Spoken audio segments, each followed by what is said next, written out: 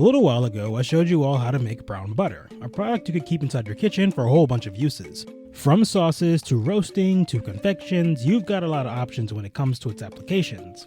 However, I think one particular use for the stuff reigns supreme above them all. Cookies. I don't need to introduce cookies, right? You've probably had one loaded with sugar and whatever the hell else was in it recently, but whether it's a Toll House special or a meal supplement, we've got a lot of options when it comes to their type, style, and form factor. With the idea of cookies being so wildly popular in every circle of health and unhealth, why don't we take a look at them?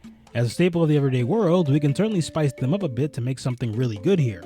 So, let's talk about it. Let's get into cookies, one of the true lords of dessert land. So let me ask you a question. Have you ever tried your hand at baking something? I sure have, but usually it's just tossing something in the oven before taking it out and saying, hey, that was pretty easy. In truth though, baking is a completely different story than just regular cooking. Precision is the name of the game when it comes to confections, and weight and volume are how you play. You've probably heard stories of people fumbling really hard in the kitchen. It all stems from careful and very exact measurements and observation. Cookies are no exception. Sure, they're everywhere now, but how we see the modern chocolate chip or simple sugar cookie has come a very long and experimental way for sure. As I've said before on this channel, many elevated dishes and culinary breakthroughs started humbly and as simple fare. Cookies seem to follow this trend just as much. Persian society would be where we presumably find some of the closest things to ancient cookies. These confections were made with ground nuts, honey, dates, and other things to create something akin to a cookie. This pastry, called kalump, was more similar to a small cake. This form factor would eventually be spread around the world as different countries likely traded with the Persians and eventually made these cakes all their own. But I hear you thinking, the cookies I usually see aren't exactly like cakes. And you'd be right. The ones you've probably eaten are more akin to crackers, or if they're cakey, they're super luscious and luxurious and probably cost a lot. While we've gotten the second characteristic from the Persians, the European world is likely responsible for the former criteria. It is believed that after kalump was integrated into society, more people began to experiment with ingredients like flour, sugar, and other fillers. At the same time, the world was beginning to expand. Travel was far more important, and what was fresh wasn't always feasible to carry around for sustenance. It was then that we saw biscuits enter the scene and shake things up a little bit. Flour and water get mixed together and made into a dough.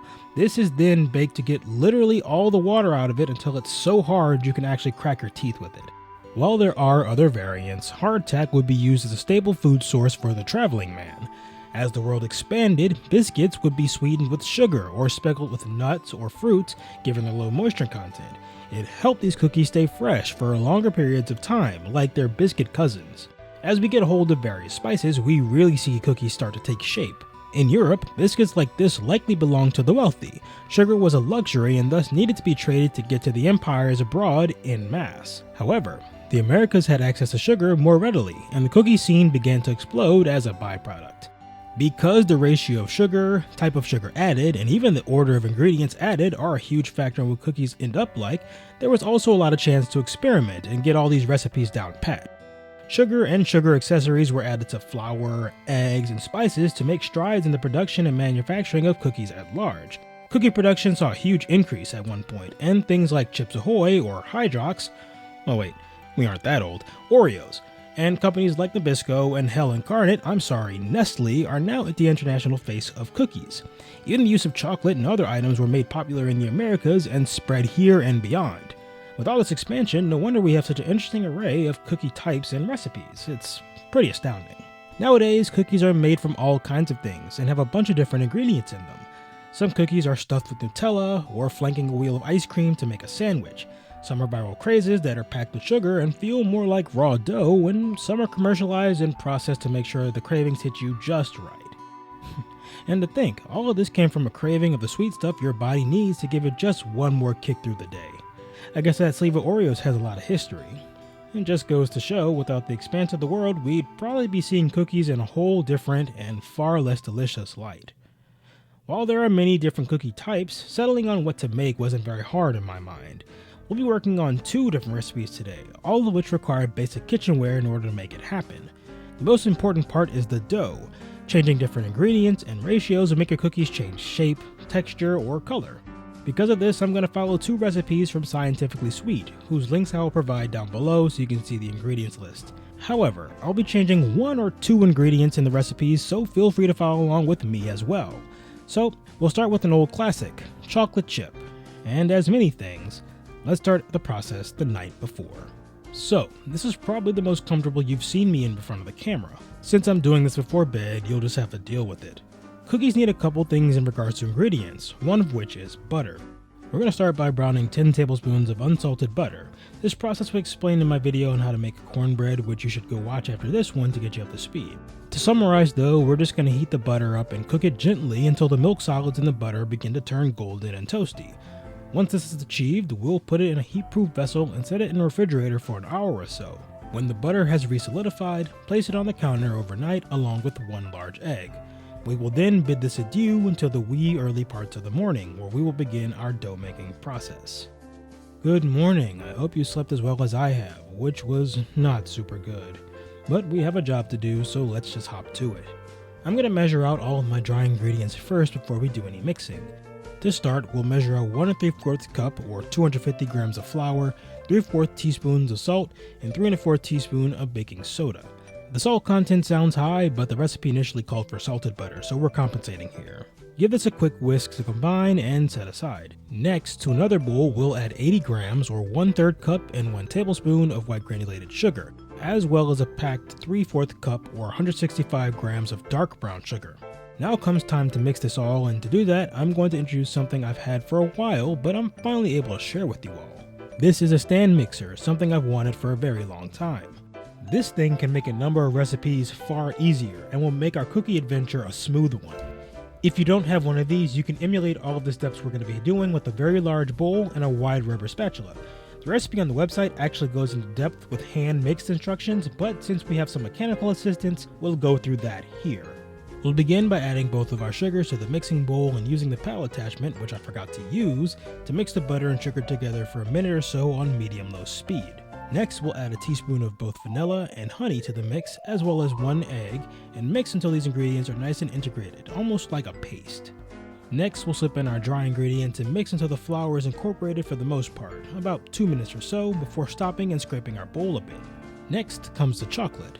Now you could do any variation of chocolate, but I enjoy a cookie full of it. To do this, I've got 2 bars of dark chocolate to make my own chocolate chunks. Using your knife, chop various sizes and shavings from your choice of chocolate. This will reward you with various textures and lattices as you eat these later. Once I've got all my chunks and shavings, I'm going to toss it all into a bowl with a spatula. I'll gently fold all the chocolate into the dough until it looks evenly distributed. With all of this done, we'll use some plastic wrap to seal away our cookie dough and send it to the fridge for a couple of hours to chill while I go back to bed.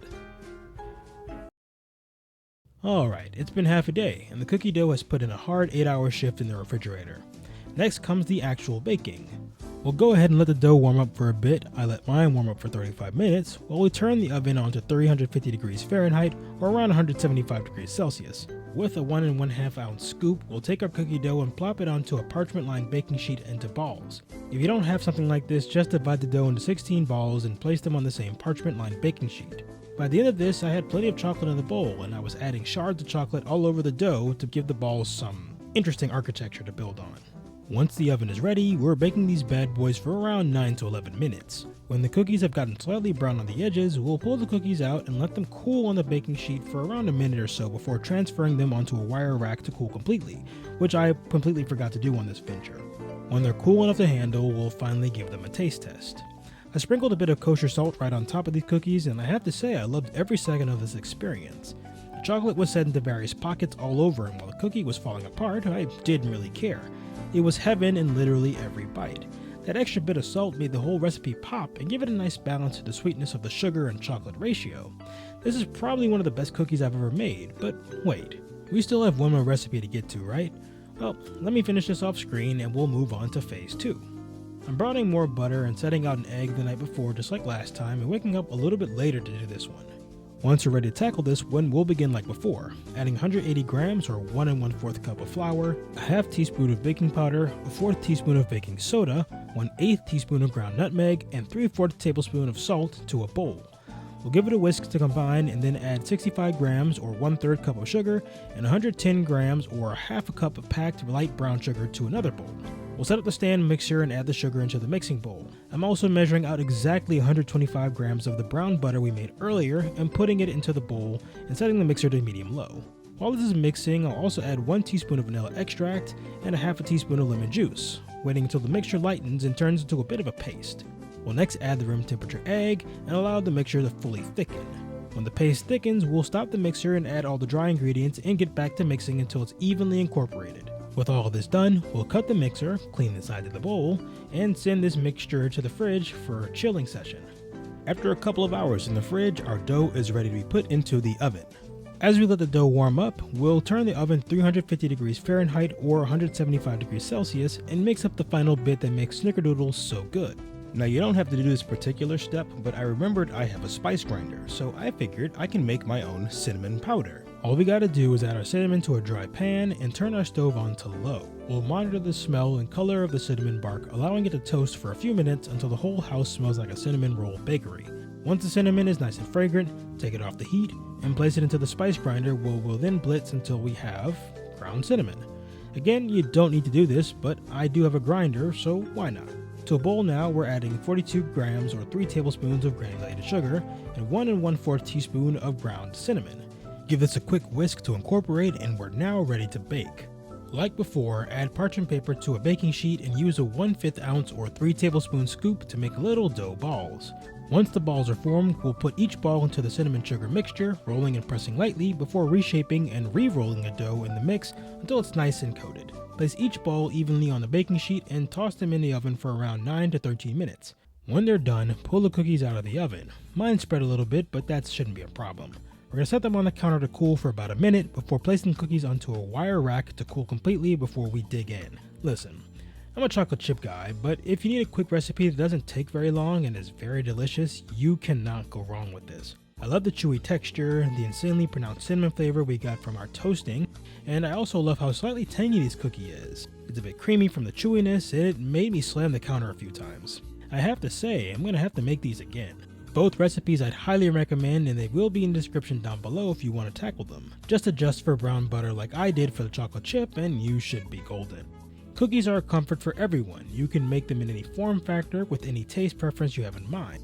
Cookies are full of sugar and a bunch of other stuff, but I don't think I'd have it any other way. No matter how you bake it, cookies are always going to be the best when made at home with a bit of love and a whole bunch of stuff in them.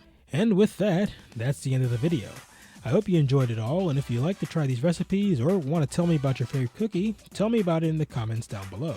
If you'd like to support me, consider liking this video and sharing it with someone who likes cookies, or someone who likes to cook in general. If you like this video and you'd like to see some more, please consider subscribing and checking out my other videos. It helps keep the kitchen open. As long as you guys keep coming back, I'll keep making them. And finally, if there's a recipe you want me to try making, let me know. Who knows? Maybe you'll get your suggestion in a video all on its own. With all of that said though, I've been NoodleDog. Enjoy your day, don't forget to eat well, and I'll see you dogs later.